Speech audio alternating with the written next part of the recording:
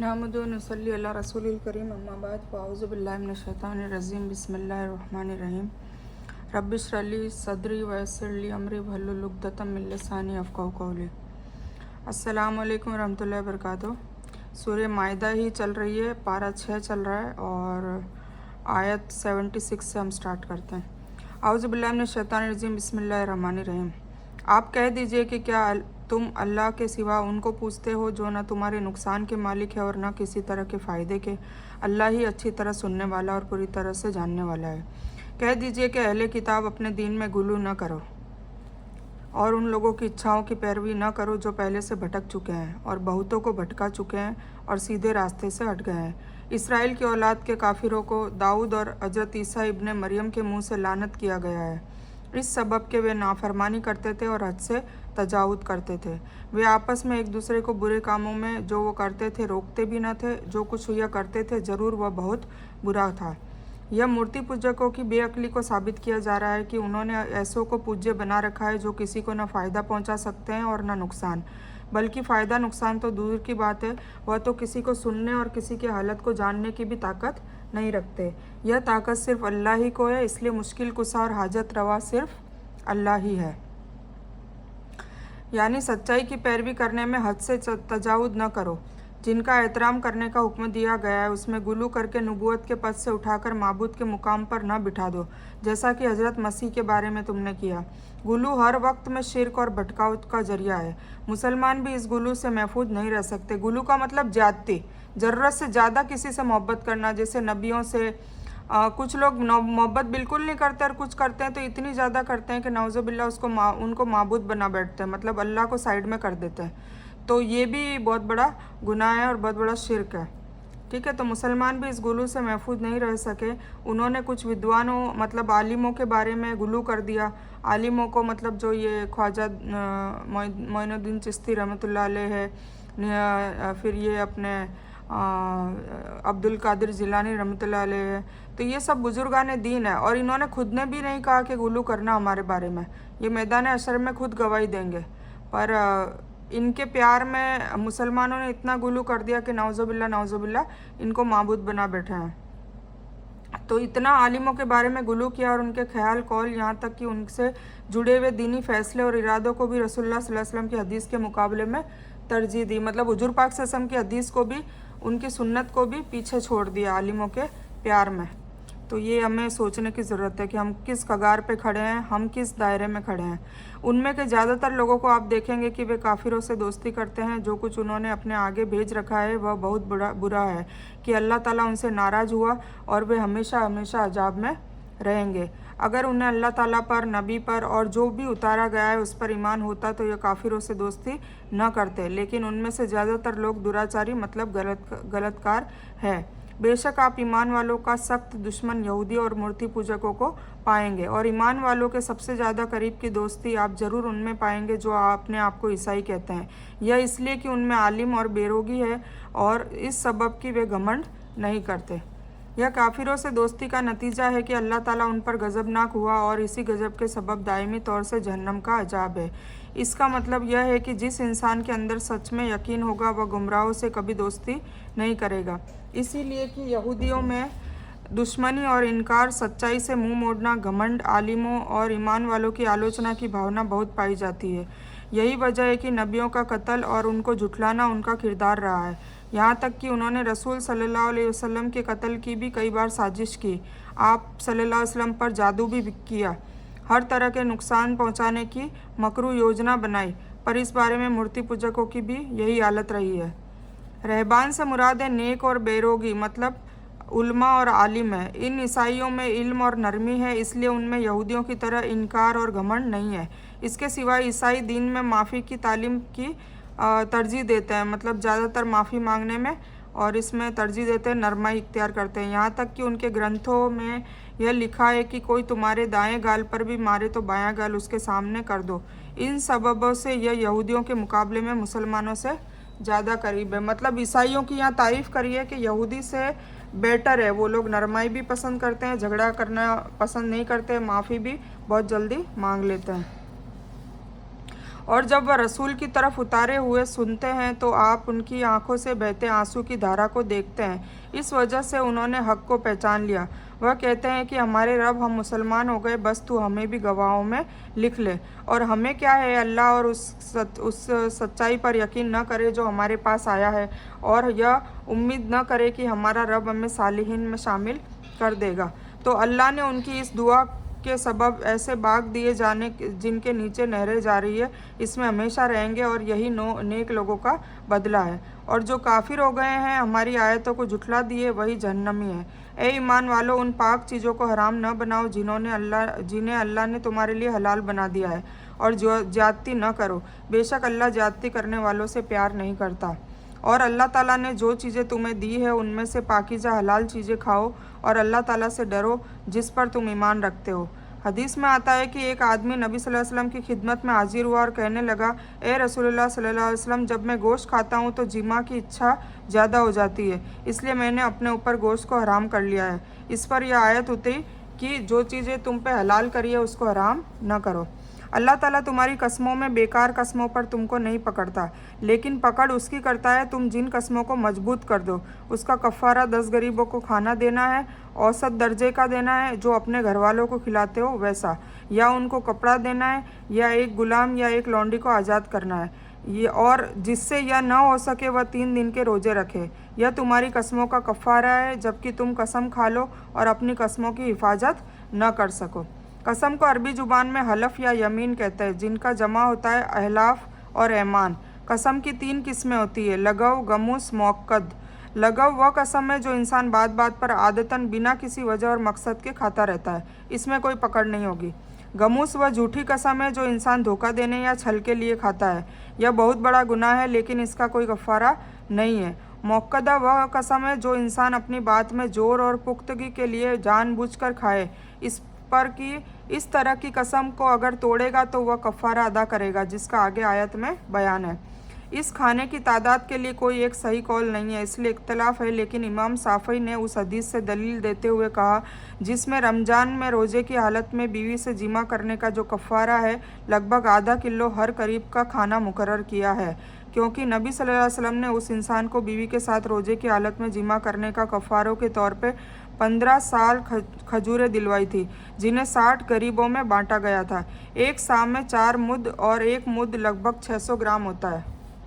इस बिना पर बिना शोरबे के सालन के 10 गरीबों को देने के लिए 10 मुद यानी 6 किलो खाना कफ़ारा होगा। कपड़े के बारे में इख्तलाफ है, ज़ाहिरी तौर से मुराद कपड़े का जोड़ा है जिसमें इंसान नमाज पढ़ सके। कुछ आलिमों ने खाना और कपड़ा दोनों के लिए रीति और रिवाज के हिसाब से माना है। कुछ आलिमों ने चूक से कत्ल के कफ़ारे का हिसाब करके 10 दास और दासियों के लिए ईमान का प्रतिबंध लगाया है। ईमान शौकानी कहते हैं कि आयत आम है जिसके अंदर मोमिन और काफिर दोनों आते हैं, यानी जिस इंसान को ऊपर के तीनों विषयों में से किसी की भी ताकत ना हो, मतलब वो कपड़े भी नहीं दे सकता हो, खाना भी नहीं दे सकता हो, तो फिर वो क्या करे, 3 दिन के रोज़े रख ले। कुछ आलिम लगातार रोज़े रखने के हक में और कुछ के ख्याल में दोनों जायज़ है। ए ईमान वालो, शराब, जुआ और मूर्तियों की जगह और पास से गंदे शैतानी काम है, इसलिए तुम इससे अलग रहो ताकि कामयाब हो जाओ। शैतान चाहता है कि शराब और जुए के जरिए तुम्हारे बीच दुश्मनी और हसद डाल दे और तुम्हें अल्लाह की याद और नमाज से रोक दे, तो तुम रुकते हो या नहीं। और अल्लाह के हुक्म की पैरवी करो और रसूल की इताअत करो और होशियार रहो, और अगर तुमने मुंह फेरा तो जान लो कि हमारे रसूल पर खुला संदेश पहुंचा देना है। ऐसे लोगों पर जो ईमान रखते हों और नेकी का काम करते हों, उस चीज़ में कोई गुनाह नहीं जिसको वह खाते पीते हों, जबकि वह लोग अल्लाह से डरते हो और ईमान रखते हो और नेकी का काम करते हो, फिर परहेजगारी करते हो और ईमान रखते हो, फिर परहेजगारी करते हो और बहुत ज़्यादा नेकी का काम करते हो। अल्लाह ऐसे नेक काम करने वालों से मोहब्बत करता है। यह शराब के बारे में तीसरा हुक्म है। पहले 2 हुक्म उस वाजे तौर से हराम नहीं किया गया है, लेकिन यहाँ उसके साथ जुआ, इबादत गाहों या थानों या शगुन के तीरों को बुरा और शैतानी काम ऐलान करके वाजे लफ्ज़ों में इन सभी से महफूज रखने का हुक्म दे दिया गया है। यह जुआ और शराब के दूसरे सामाजिक और दीनी नुकसान भी है जिनके बयान की ज़रूरत नहीं। इसी वजह से शराब को सभी बुराइयों की माँ कहा जाता है और जुआ भी ऐसी ही बुरी लत है। यह इंसान को किसी काम का नहीं रखता और ज़्यादातर धनवानों और ख़ानदानी जागीरदारों को भिखारी और दरिद्र बना देता है। हमें अल्लाह दोनों से महफूज रखे। ए ईमान वालों, अल्लाह ताला कुछ शिकार के ज़रिए तुम्हारा इम्तिहान लेता है जिन तक तुम्हारे हाथ और तुम्हारे भाले पहुंच सकेंगे, ताकि अल्लाह ताला मालूम कर ले कि कौन इंसान उसके बिना देखे डरता है। जो इंसान इसके बाद हद से बढ़ जाएगा उसे सख्त सजा है। ए ईमान वालों, तुम पर हज या उम्रा का एहराम की हालत में रहो तो शिकार न करो, और तुम में से जो भी जानबूझकर उसे मारे तो उसे फिदिया देना है उसी के समान। पालतू जानवर से जिसका फैसला तुम में से दो आदिल करेंगे, जो कुर्बानी के लिए काबा तक पहुंचाया जाएगा, या फिदिये के तौर पर मिस्किनों को खाना देना है, या उसके बराबर रोजे रखना है ताकि अपने किए की सज़ा चखो। जो पहले हो चुका अल्लाह ने उसे माफ़ कर दिया, और जो अब इस मना के हुक्म के बाद ऐसा फिर करेगा तो अल्लाह उससे बदला लेगा। अल्लाह ताकतवर बदला लेने वाला है। शिकार अरबों की ज़िंदगी गुजारने का एक ख़ास जरिया था, इसलिए एहराम की हालत में इसे हराम करके उनका इम्तिहान लिया गया। ख़ास तौर से हुदैबिया में रहने के वक्त शिकार ज़्यादा सहाबा के नज़दीक आते, लेकिन उन्हीं दिनों में यह 4 आयतें उतरी जिसमें उससे मुत्तालिक हुक्म दिए गए। जानबूझकर शिकार करने का मतलब है, कुछ आलिमों ने यह दलील निकाली है कि बिना कोशिश के अगर भूल से अनजाने में कत्ल हो जाए तो उसमें फिदिया नहीं है, लेकिन ज़्यादातर आलिमों के नज़दीक मर्जी या गैर मर्जी दोनों हालतों में जानवर कत्ल करने पर फिदिया देना होगा। जानबूझकर की बात हालतों के हिसाब से है, शर्त की के शक्ल में नहीं है। बराबर जानवर से मुराद है कि जिस्म और दर्जे में बराबर होना चाहिए, मतलब जिसका शिकार किया वैसा जो जानवर है उसके सेम जिस्म और सेम उसका दर्जे में बराबर होना चाहिए, वो फिदिया होगा।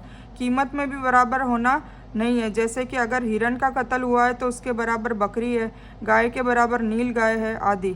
लेकिन जिस जानवर का बराबर नहीं मिल सकता हो वहाँ उसकी कीमत के तौर पर फिदिया लेकर मक्का पहुँचा दिया जाएगा। तुम्हारे लिए समुंदर का शिकार पकड़ना और खाना हलाल किया गया है, तुम्हारे इस्तेमाल के लिए और मुसाफिर के लिए, और खुश्की का शिकार हराम किया गया है जब तक तुम एहराम की हालत में हो। और अल्लाह ताला से डरो जिसके पास जमा किए जाओगे। अल्लाह ने काबा को जो हुर्मत वाला घर बनाया है लोगों के लिए कायम रहने का सबब बनाया है, और हुर्मत वाले महीने को और हरम में कुर्बानी दिए जाने वाले जानवरों को भी, और उन जानवरों को भी जिनके गले में पट्टे हो। यह इसलिए ताकि तुम इस बात पर यकीन कर लो कि बेशक अल्लाह ताला आसमानों और ज़मीन के अंदर की चीज़ों का इल्म रखता है, और बेशक अल्लाह सभी चीज़ को अच्छी तरह जानता है। तुम यकीन करो कि अल्लाह ताला सज़ा भी सख्त देने वाला है, और अल्लाह ताला बड़ा बख्शने वाला और बहुत रहम करने वाला भी है। रसूल का फ़र्ज़ तो सिर्फ पहुंचाना है, और अल्लाह ताला सभी कुछ जानता है, जो कुछ तुम जाहिर करते हो और जो कुछ तुम छिपा के रखते हो। सैद से मुराद जिंदा जानवर है, तामू से मुराद मुर्दा मछली वगैरह है जिसे समुद्र या नदी बाहर फेंक दे, यानी ऊपर से ऊपर को आ जाए, पानी के ऊपर आ जाए। जिस तरह से हदीस में वाज़ेह तौर से कहा गया है कि समुद्र का मुर्दा जानवर भी हलाल है, और अगर ज़मीन का जानवर मरा हुआ मिले तो वो हराम है। काबा को बैतुल हराम इसलिए कहा जाता है कि उसके हद के अंदर शिकार करना, पेड़ काटना वगैरह सारे कुछ हराम है। इसी तरह अगर इसमें बाप के कातिल से भी सामना हो जाए तो उसको भी छेड़ा नहीं जाता हरम शरीफ में। आप कह दीजिए कि नापाक और पाक बराबर नहीं। अगरचे आपको नापाक की ज़्यादती अच्छी लगती है तो अल्लाह ताला से डरते रहो, हे अक्लमंदो, ताकि तुम कामयाब हो। ए ईमान वालों, ऐसे विषय में सवाल न करो कि जिसे जाहिर कर दिया जाए तो तुम्हें बुरा लग जाए, और अगर कुरान उतारे जाने के वक्त सवाल करोगे तो तुम्हारे ऊपर जाहिर कर दिया जाएगा। जो हो चुका अल्लाह ने उसे माफ़ कर दिया, और अल्लाह बख्शने वाला और सहन करने वाला है। तुम में से पहले कुछ लोगों ने यही सवाल किया, फिर उनके इनकारी हो गए। अल्लाह ने हुक्म नहीं दिया है बहीर की, न साइब की, न वसील की, न हाम की, लेकिन काफिर अल्लाह पर झूठा इल्ज़ाम लगाते हैं और उनमें ज़्यादातर अकल नहीं रखते। यह ममानियत कुरान के उतरने के वक्त की खुद नबी सल्लल्लाहु अलैहि वसल्लम भी सहाबा को ज़्यादा सवाल करने से रोकते थे। एक हदीस में आप सल्लल्लाहु अलैहि वसल्लम ने फरमाया, मुसलमानों में सबसे बड़ा गुनहगार वह है जिसके सवाल करने के सबब कोई चीज़ हराम हो गई हो जबकि उससे पहले वह हलाल थी। यह उन जानवरों की किस्म है जो अरबवासी अपनी मूर्तियों के नाम पर आज़ाद करते थे। इनकी कई तफसीरें की गई है। हज़रत सईद बिन मुसैय्यब के कौल के मुताबिक सही बुखारी में इसकी तफसीर निम्न रूप से संकलित की गई है। बहीर वह जानवर है जिसका दूध दोहना छोड़ दिया जाता था और कहा जाता था कि यह मूर्तियों के लिए है। इसलिए कोई भी इंसान उसके थनों को हाथ नहीं लगाता था। साहेब वह जानवर है जिन्हें वे मूर्तियों के नाम पर छोड़ देते थे, उन पर न सवारी करते थे न माल लादते थे, जैसे छुट्टे सांड। वसील वो ऊँटनी है जिससे सबसे पहले मादा पैदा होती और फिर दूसरी बार भी मादा होती, यानी एक मादा के बाद दूसरी मादा हुई और किसी नर के पैदा न होने के सबब बीच में भेद न हुआ, तो ऐसी ऊँटनियों को भी मूर्तियों के नाम पर आज़ाद छोड़ दिया करते थे। और हाम वह नर ऊँट है जिसके जरिए उनकी नस्ल से कोई ऊँट पैदा हो चुके होते हैं, तो उनको भी मूर्तियों के नाम पर छोड़ देते हैं। उससे भी सवारी और भार वाहन का काम नहीं लेते और हामी पशु कहते हैं। और जब उनसे कहा गया कि उस पाक कुरान की और रसूल मोहम्मद सल्लल्लाहु अलैहि वसल्लम की तरफ आओ, तो उन्होंने कहा कि जिस रीति रिवाज पर हमने अपने बुजुर्गों को पाया है वह हमें बस है, अगरचे उनके बुजुर्ग कुछ न जान रहे हो और सही रास्ते पर भी न हो। ए ईमान वालों, अपनी फ़िक्र करो, जब तुम सच्चे रास्ते पर चल रहे हो तो इंसान भटक जाए, उससे तुम्हारा कोई नुकसान नहीं। अल्लाह ही के पास तुम सभी को जाना है, फिर वह तुम सबको बतला देगा कि जो कुछ तुम करते थे। ए ईमान वालों, जब तुम में किसी की मौत का वक्त हो तो वसीयत के वक्त तुम में से 2 आदिल इंसान को गवाह होना चाहिए, या तुम्हारे सिवाय 2 अन्य को अगर तुम ज़मीन में सफ़र कर रहे हो तो, और तुम पर मौत की मुसीबत आ जाए या शक की हालत में हो, तुम दोनों गवाहों को जमात की नमाज के बाद रोकोगे, फिर दोनों अल्लाह की कसम लेंगे कि हम इस गवाही के बदले कोई कीमत नहीं लेना चाहते, अगरचे वह करीबी हो, और हम अल्लाह की गवाही नहीं छुपा सकते। अगर ऐसा करेंगे तो हम दोषी हैं। तुम में से हो का मतलब कुछ ने यह लिया है कि मुसलमानों में से हो, कुछ ने कहा है कि वसीयत करने वाले की कौम के हो। इसी तरह में दोनों मतलब होंगे, यानी जो मुसलमान न हो या अहले किताब होंगे या उत्तरदानकर्ता की कौम के सिवाय दूसरी कौम से होंगे। सफ़र में ऐसा रोग हो जाए जिससे बचने की उम्मीद न हो तो वह सफ़र में 2 आदिल गवाह बनाकर वसीयत करना चाहे तो कर दे। अगर मरने वाले के वारिस को यह शक हो जाए कि गवाहों ने खयानत या फेरबदल की है, तो वह नमाज के बाद यानी लोगों की मौजूदगी में उनसे कसम ले और वह कसम खाकर कहे कि हम अपनी कसम से के बदले दुनिया का कोई फ़ायदा नहीं हासिल कर रहे, यानी झूठी कसम नहीं खा रहे। फिर अगर पता लग जाए कि वह दोनों किसी गुनाह के मुस्तहक हुए हैं, तो जिनके ऊपर गुनाह के पात्र हुए हैं उनमें से 2 करीबी रिश्तेदार दोनों की जगह खड़े होंगे और अल्लाह की कसम लेंगे कि हमारी गवाहियाँ इन दोनों की गवाहियों से ज़्यादा सच है और हमने ज्यादती नहीं की है, हम इस हालत में जालिम होंगे। यह सबसे करीबी जरिया है कि वह लोग सच्ची गवाही दें और उन्हें यह डर हो कि कसमों के बाद फिर कसम उल्टी पड़ जाएगी। और अल्लाह से डरो और सुन लो कि अल्लाह फासिकों को हिदायत नहीं देता। जिस दिन अल्लाह ताला पैगंबरों को जमा करेगा, फिर पूछेगा कि तुमको क्या जवाब मिला था, वह जवाब देंगे हमको कुछ नहीं मालूम, सिर्फ तू ही गैब का जानकार है। जब अल्लाह कहेगा कि ए मरियम के बेटे ईसा, अपने और अपनी माँ के ऊपर मेरी नेमत को याद करो, जब मैंने पाकीज़ा रूह जिब्रील के ज़रिए तुम्हारी मदद की, तुमने पालने में और अधेड़ उम्र में लोगों से बात करते रहे, और जब हमने किताब और हिकमत और तौरात और इंजिल का इल्म दिया, और जब तुम मेरे हुक्म से पक्षी की मुजस्समा मिट्टी से बनाते थे और उसमें फूंकते थे तो मेरे हुक्म से वह पक्षी बन जाता था, और तुम मेरे हुक्म से पैदाइशी अंधे और कोढ़ी को सेहत याब भी कर रहे थे, और मेरे हुक्म से मुर्दों को निकालते थे। और जब मैंने इसराइल के बेटों को तुमसे रोका, जब तुम उनके पास मौजिज़ा लाए, तो उनमें से काफिरों ने कहा कि यह तो सिर्फ खुला जादू है। और जबकि मैंने हवारियों को इल्हाम किया कि तुम मुझ पर और मेरे रसूलों पर ईमान लाओ, उन्होंने कहा हम ईमान लाए हैं और आप गवाह रहिए कि हम पूरी तरह से फरमाबरदार रहेंगे। याद करो जब हवारियों ने कहा कि ए ईसा मरियम के बेटे, क्या तुम्हारा रब हम पर आसमान से एक थाल उतार सकता है? उसने कहा अगर तुम ईमान रखते हो तो बेशक अल्लाह से डरो। यह इशारा है उस साजिश की तरफ जो यहूदियों ने हजरत ईसा के कत्ल करने और फांसी पर चढ़ाने के लिए बनाया था, जिससे महफूज करके अल्लाह ताला ने उनको आसमान पर उठा लिया। हवारी से मुराद हजरत ईसा के वह मानने वाले हैं जो उन पर ईमान लाए और उनके साथी और मददगार बने। उनकी तादाद 12 बताई जाती है। यहाँ वही से मुराद वही है नहीं जो फरिश्तों के जरिए रसूलों पर उतरती थी, बल्कि मन में डालने का मतलब है इल्हाम, ठीक है, ऐसा इरादा जो अल्लाह की तरफ से कुछ लोगों के मन में पैदा कर दिया जाता है। जैसे हजरत मूसा की माँ हजरत मरियम में इसी तरह की मनोभावना पैदा की गई। इससे मालूम हुआ कि जिन लोगों ने वही के कलीमे से मूसा की माँ और मरियम को रसूल माना है वह सही नहीं है। इसलिए कि इसका मतलब मन में ख्याल पैदा करना है। इसी तरह यहाँ हवारियों के रसूल होने का मतलब नहीं है। माइदा ऐसे बर्तन को कहते हैं, ऐसी प्लेट या ट्रे को कहते हैं जिसमें खाना हो। इसीलिए खाने की जगह को भी माइदा कहा जाता है, क्योंकि उस पर भी खाना रखा जाता है। सूरह का नाम भी इसी वजह से है कि इसमें इसका बयान है। हवारियों ने अपने दिल के सुकून के लिए यह मांग की थी कि अल्लाह ताला क्या हमारे लिए आसमान से एक थाल उतार सकता है खाने से भरा हुआ। जिस तरह से हज़रत इब्राहिम ने मुर्दों को जिलाए जाने का मुशाहिदा की मांग की थी। इब्राहिम अलैहिस्सलाम ने कहा था ना कि या अल्लाह तू मुर्दों को कैसे ज़िंदा कर सकता है, तो फिर 4 परिंदों को काट के कीमा बना के और फिर वो पहाड़ों पर डालने का कहा था। इसी तरह हवारियों ने भी ईसा अलैहिस्सलाम को कहा कि क्या अल्लाह ताला दस्तरखान मतलब एक थाल उतार सकता है हमारे लिए खाने का भरा हुआ।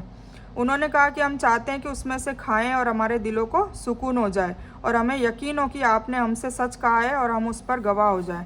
मरियम के बेटे ईसा ने कहा, है अल्लाह हम पर आसमान से एक थाल उतार दे जो हम में से पहले और आखिर के लिए खुशी की बात हो जाए और तेरी तरफ से एक निशानी हो जाए और हमें राज़िक अता कर, तू बेहतर रोज़ी देने वाला है।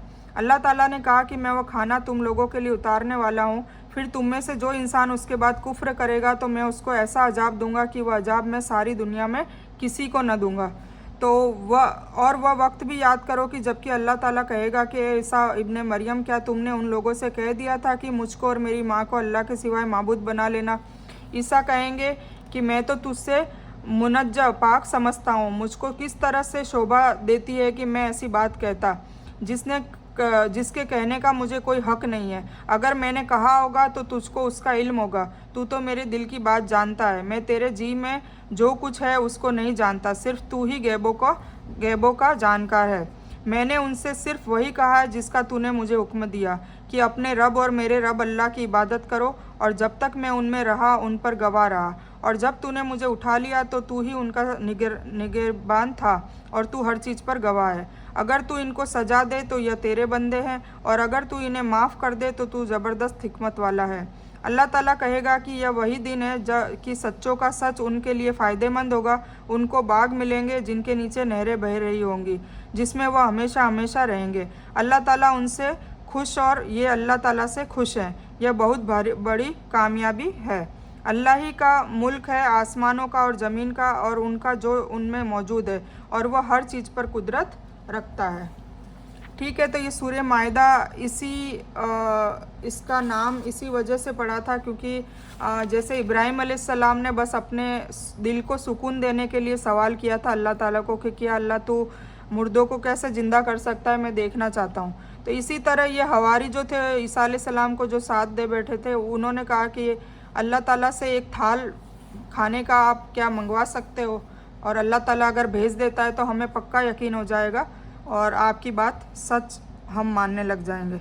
तो ये थाल ऊपर से आता है जन्नत से उनके लिए, और इस थाल का नाम ही माइदा है और इसीलिए इस सूरत का नाम माइदा है। ठीक है, यह सवाल क़यामत के दिन होगा। मकसद इससे अल्लाह को छोड़कर किसी दूसरों को माबूद बनाने वालों को बाखबर करना है कि जिनको तुम माबूद और परेशानी दूर करने वाला समझते थे वह तो खुद अल्लाह के दरबार में जवाब दे होंगे, है ना। जिसको भी शरीक बनाएंगे अल्लाह ताला का, नाउज़ुबिल्लाह, तो वो सभी लोगों से अल्लाह ताला सवाल करेगा कि क्या तुमने कहा था कि ये लोग तुम्हें माबूद बना दे। जैसे अभी मैंने आलिमों की बात करी थी, पीरों की बात करी थी, तो जिनके गुजरने के बाद जो लोग आजकल मुसलमान भी ये बात करते हैं, ये चीज़ें हो रही है कि उनकी दरगाहों पे जाके उनसे मांगा जा रहा है, तो ये सारे के सारे मैदान हशर में खड़े होंगे। तब अल्लाह सबसे सवाल करेगा कि क्या तुमने कहा था कि ये जो लोग हैं ये तुम्हारी इबादत करने लग जाए, तुमसे मदद मांगने लग जाए, या तुम्हें नाउज़ुबिल्लाह माबूद बनाने लग जाए। तब सारे के सारे मना करेंगे कि यार अब हमने बिल्कुल नहीं कहा था, हमने तो बस यही टीचिंग्स दी थी जो ये ईसा अलैहिस्सलाम कह रहे हैं कि मैंने तो यही कहा था कि मेरा रब और तुम्हारा रब और मेरा रब अल्लाह है और सिर्फ अल्लाह की इबादत करो। तो ऐसा हर कोई कहेगा, इवन इब्लिस भी यही कहेगा कि या अल्लाह ताला तूने तो मुझे मैंने जो वरदान मांगा था तूने मुझे दे दिया, पर मैं इनको उकसाता था, पर ये उकसाने वाले कैसे, है ना। तो तब इब्लिस भी हाथ खड़े कर देगा। तो हमें समझने की ज़रूरत है कि हमें इब्लिस की चालों में आना है कि नहीं आना है, हमें शिर्क करना है कि नहीं करना है, हमें तौहीद को कैसे मुकम्मल तरीके से उसको अपनाना है और तौहीद को समझना है और शिर्क को हमेशा हमेशा के लिए छोड़ देना है, क्योंकि मैदान हशर में शिर्क को माफ़ नहीं किया जाएगा। बाकी कोई भी कितना भी बड़ा गुनाह हो, अगर अल्लाह की मर्ज़ी हुई तो वो माफ़ किया जा सकता है। ठीक है, ये सूरह माइदा आज अल्हम्दुलिल्लाह ख़त्म हो गई है और पारा नंबर 7 भी स्टार्ट हो चुका है। ये लगभग पारा नंबर 7 बस ये 83 से स्टार्ट हो चुका था। ठीक है, और अब हम इंशाल्लाह सूरह अल अनाम लेंगे और सूरह माइदा का जो क्रक्स था, खुलासा था, वो भी हम इंशाल्लाह जब सूरह अल अनाम स्टार्ट करेंगे तब हम ये कवर कर लेंगे। ठीक है, तो मैं ये बयान यही मुकम्मल करती हूँ। इस बयान में कुछ भी दीन की अच्छी और हक बात आई है वो सिर्फ़ और सिर्फ अल्लाह की तरफ से है, और बुरी या गलत बात जो गलती से या जज्बात में आकर मेरे मुंह से कुछ भी गलत वर्ड या कोई बात निकल गई हो तो वो मेरी तरफ से है, और इस गलती के लिए मैं अल्लाह अज़्ज़ व जल से और आप सभी लोगों से माफ़ी की तलबगार हूँ। मैं कोई आलिमा नहीं हूँ, मैं सिर्फ तालिब इल्म हूँ। अल्लाह मेरी कोशिश से आपको सही नफ़े बख्श इल्म पहुँचाए और मैं आप लोगों की हिदायत और हिकमत में सदका जारिया बनूँ, बस मेरी यही तमन्ना है। आमीन सुम्मा आमीन या रब्बल आलमीन। रब्बना आतीना मिन लदुनका रहमतन वही लना मिन अमरिना रशदा। अल्लाहुम्मा सल्लि अला मोहम्मद व अला आलि मोहम्मद कमा सल्लैता अला इब्राहीम व अला आलि इब्राहीम इन्नका हमीदुम मजीद। अल्लाहुम्मा बारिक अला मोहम्मद व अला आलि मोहम्मद कमा बारकता अला इब्राहीम व अला आलि इब्राहीम इन्नका हमीदुम मजीद। व आखिरु दावाना अनिल हम्दुलिल्लाहि रब्बिल आलमीन।